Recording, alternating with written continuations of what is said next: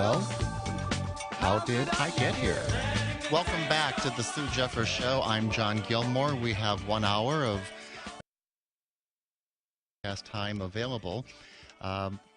Thanks to all who've commented on the first hour. My guests were Bill Whittle and Trump for Minnesota campaign manager Andy Post. Continuing the theme of politics, only on a more local level, I'm joined now by Max Rymer, who's the Republican-endorsed candidate for House District 49A. Are you there, Max?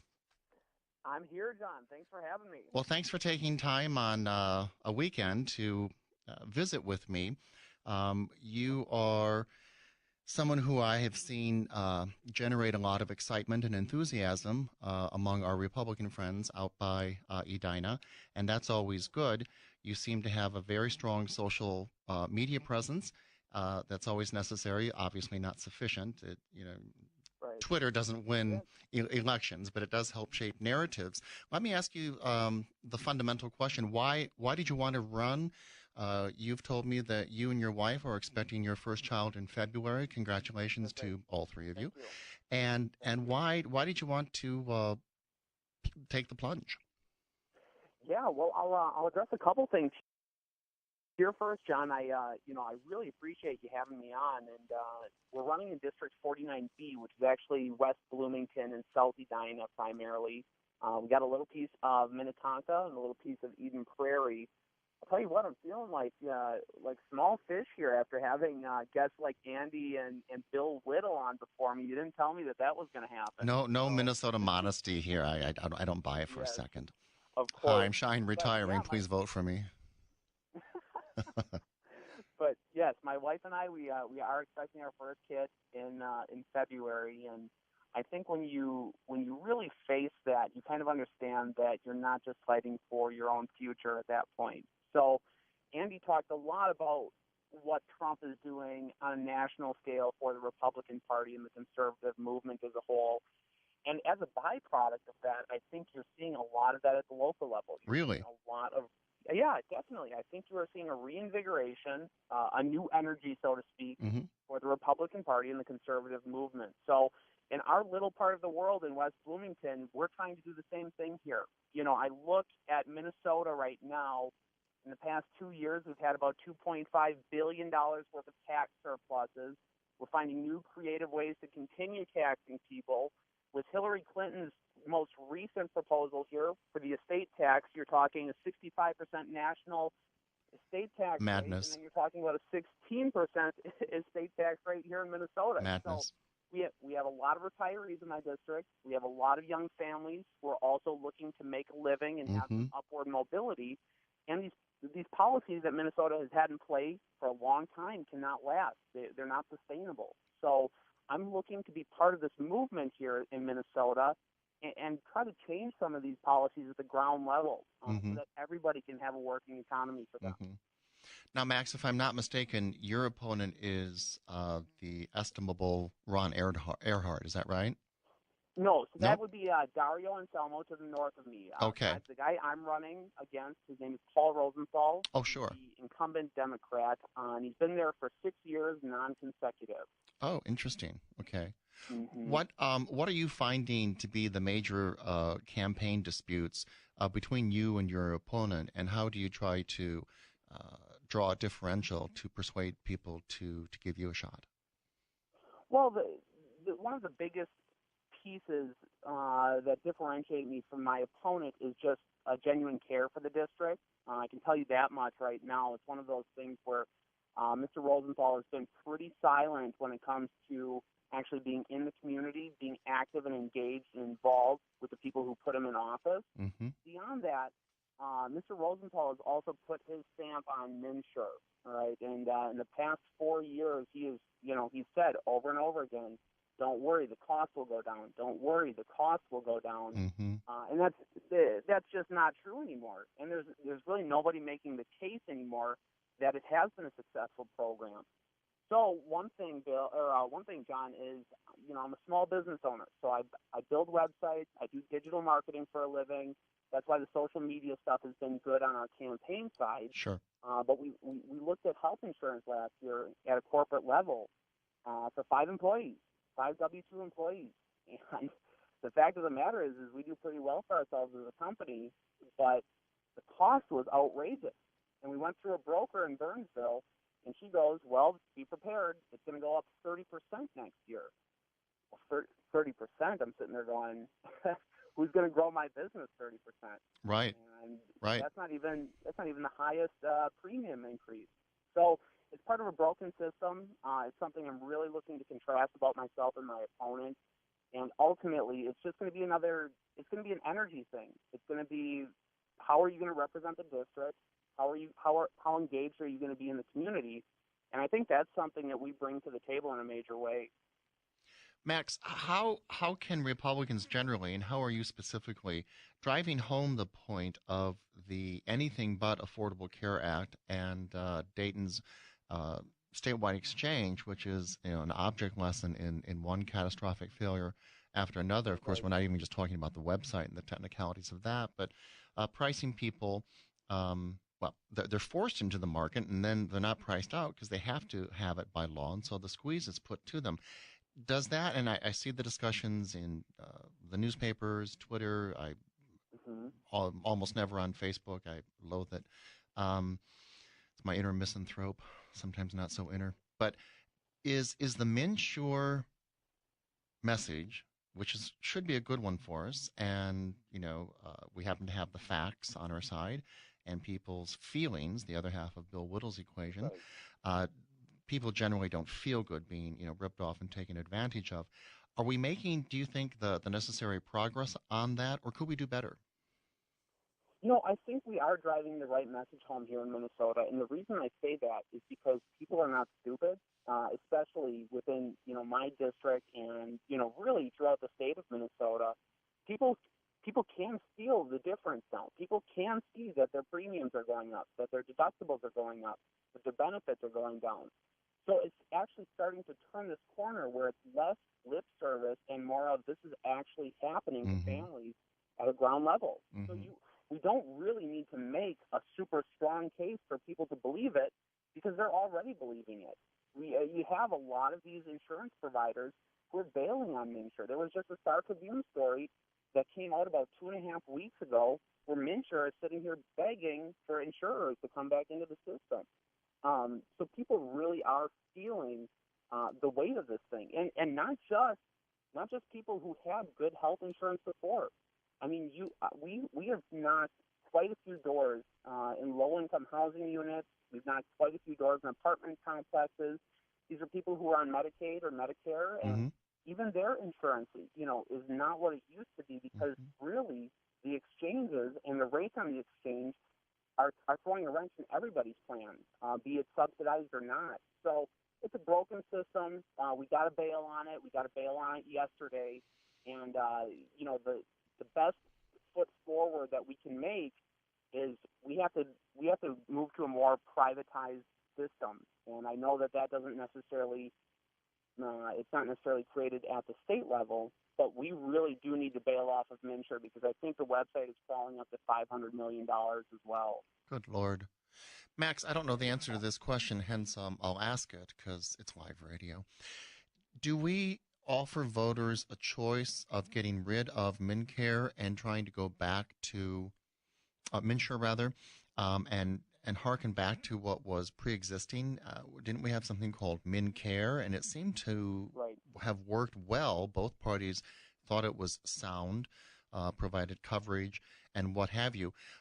Can we go back to the status quo ante, or does the existence, like a smothering wet blanket on the national level, of Obamacare prevent us from doing that? How do we fix MNsure besides abandoning it? Well, unfortunately, I would not necessarily be opposed to putting it on a vote because MnCare was actually a pretty good system. We were really actually trying to solve a problem that didn't necessarily exist. We could have actually lowered some of the restrictions and the pre-existing condition restrictions on MnCare. However, we are looking at an issue now because of the national program. Really, our only alternative once we bail on MNsure until Congress does something, until the next president comes in and does something, we are looking at if we get off of MNsure, specifically the state exchange program, our really only alternative is to get back onto the federal exchange program because of the precedent that's been set. So it's a tough call, but I do think we're going to need to punt to the president, the next president, punt to Congress, and hopefully they can get something done that's more of a free market, borderless system. Okay, that's very interesting. So the recommendation from candidate Max Rymer would be to abandon MNsure and go with the federal exchange? That's right. Okay. I think that is the one lever that we have to pull at the state All right. level right now. Okay. Max, what other issues have salience in your race? What do you find people are concerned about, whether they mirror anything going on nationally or not? What is the temperature in 49B? Yeah. So what's been very interesting, we've knocked a ton of doors. I go and have my private sector obligations during the day, and then for about 4 to 4.5 hours a night, we're out knocking doors in West Bloomington, Edina, Eden Prairie, and Minnetonka. And I'll tell you what, when we're at the door, and I tell people what I'm running for, what's happening, and who I am, the number one issue, and I kid you not, is the national election. It's Donald Trump or Hillary Clinton, and people are concerned about that. We have a lot of issues that are happening at the state level, so a lot of my job is actually educating people on what's happening with the bonding bill, special session, these types of things that are actually happening in the state. But the number one thing, the number one headline right now that people are concerned about is this national election. And obviously, you find that they're paying relatively close attention, yes?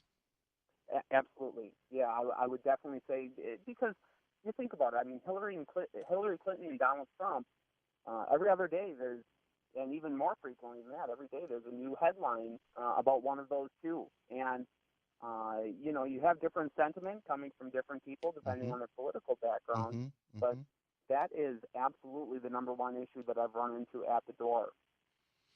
Yeah, that's interesting. Max, if you could just hold through the commercial break, I'd like to ask you a couple of things further about your campaign. I'm speaking with Max Rymer, who's running for the Minnesota House of Representatives in 49B. If you'd like to call in, the number is 651-989-5855. You're listening to The Sue Jeffers Show. John Gilmore in Twin Cities News Talk, AM 1130, and TwinCitiesNewsTalk.com.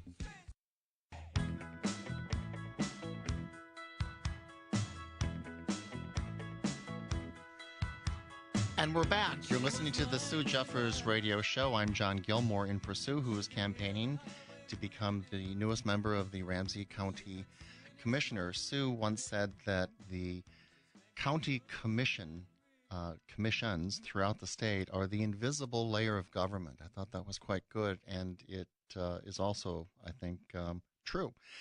Continuing with my guest for a little bit is Max Rymer, a young up-and-coming individual who's running for the House Senate seat, 49B. Max, I have a question concerning Donald Trump. You mentioned that one of the things you notice in your extensive door knocking is sort of a saturation level awareness of the to's and fro's of this remarkable, extraordinary, singular, election cycle. I say that we could live to be as old as Methuselah, though I don't know why you'd want to be that old. But and we won't see anything like it again. How do you handle that as a candidate? Because as you know, Tom Emmer has embraced Trump rather forcefully. Jason Lewis has as well, in his own way. Certainly Stuart Mills. Representative Paulson is trying to I think play it maybe a little too carefully, but I want him to win, and I hope he does. So he's been a little more gingerly in his approach to Trump. What's your take vis-a-vis Trump on the trail? Well, I do find it interesting, specifically in the Terry Bonhoeff, Eric Paulson race. As I pay attention to that race, the Democrats are all in on this anti-Trump thing, because basically these ads that are run, I swear to you, every other 30-second spot on the television at night, basically nothing is actually against Eric Paulson. It's all just anti-Donald Trump ads and saying Eric Paulson is part of the same party as Donald Trump. Ooh, that's really how you know you have a failing message when you Mm-hmm. can't Mm-hmm. actually attack the candidate. Right. So all that he said at the door, what I'm finding is at fundraisers, at events, all the things that we're doing in District 49B, you know, it'll be very interesting to see how it shakes out in November because at the door, people tend to have this hold your nose mentality, one way or the other. Sure. So if they're voting for Donald Trump, it's I don't like it, but I'm going to do it. If they're Mm-hmm. voting for Hillary Clinton, it's the same way. Mm-hmm. So I think a lot of people in the burbs here in Minneapolis, St. Paul, kind of have this feeling of you know. Like I said, just a hold your nose type of mentality where they're not feeling super passionate about one candidate or the other. But I am starting to see that change a little bit, especially in favor of Donald Trump. With the most recent polling that I saw on Donald Trump, he's performing better in the suburbs than he ever has before. So it should be a very interesting next 45 days or whatever we're at right now. Yeah, I think it's fascinating. I mean, I've blogged about this and I've bored my friends and acquaintances to no end, but I can understand an initial hesitation and reluctance. I was for Scott Walker, then he dropped out. His Yep. leave taking serves him very well. He's like, something's going on this cycle, and it's not my Right. cycle. And then, like everyone else, I saw the phenomenon of Donald Trump, and I thought, where am I? And Yep. then you either have an epiphany or you don't. I was glad to hear Andy Post say that increasingly, even some of the dead ender never Trumpers are waking up and seeing really the consequences of this election. I mean, you can Right. overstate things, and I'm not much for hyperbole. I think it's a sign of bad writing and worse thinking. But the consequences of the November 8th vote could hardly be greater, I think. And for That's right. any conservative or Republican with a brain cell that's functioning, to help, even by omission, Hillary Well, and John, I'll tell you this. appoint I'll tell you Supreme this. Court hang on appoint Supreme Court Okay. justices is Yep. beyond me. So yeah, go ahead. Yep. No, and I was just going to say that the one aspect of the Donald Trump campaign that gives guys like me hope is the fact of the matter is I've never been a politician before myself. I'm a Ah, complete outsider here in this small little district, and people really are clamoring for that.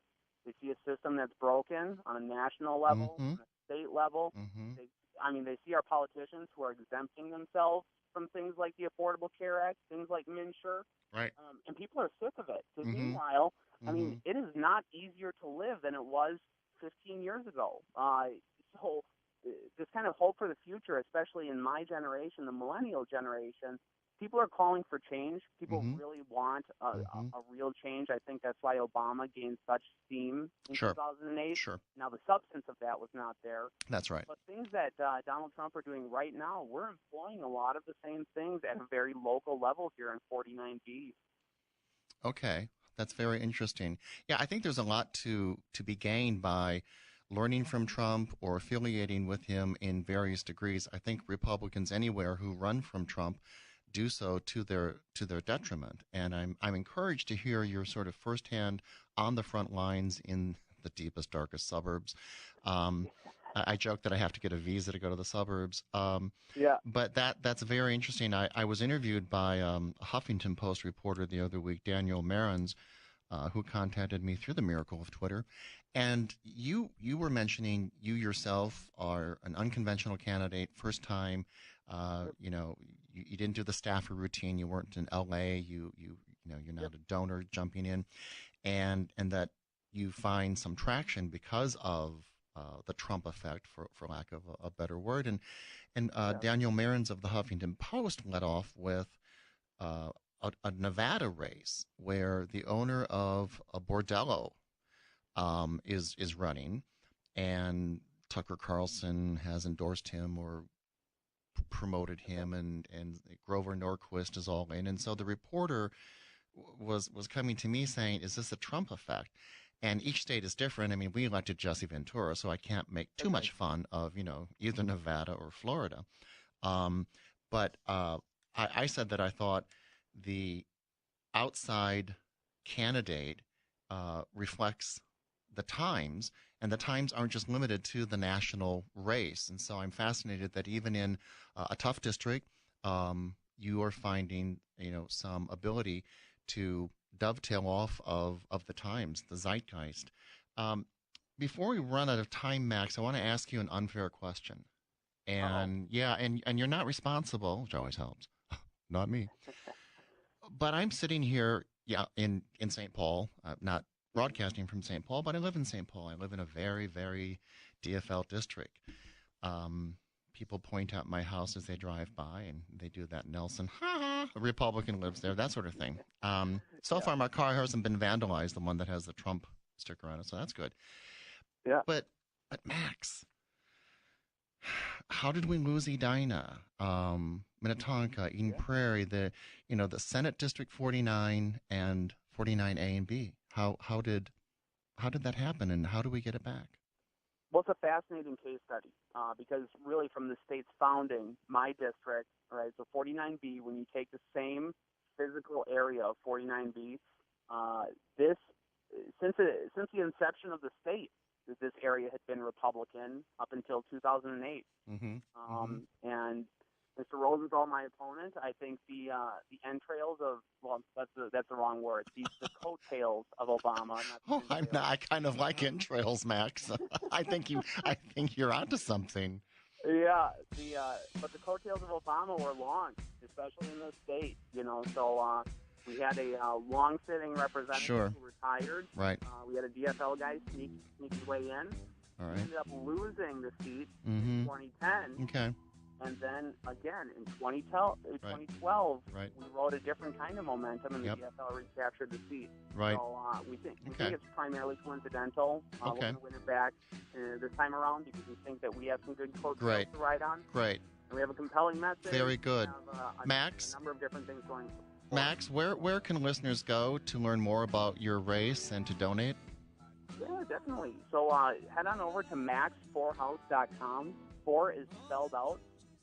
Again, I build websites for a living. So Thank you. it's the best local website you can find. Okay, great. Well, Max Rymer is my guest, and thank you for coming on. Best wishes for you and your wife with your impending child in February, and success to you on November 8th. You're listening to the Sue Jeffers Show, AM 1130, Twin Cities News Talk, and Twin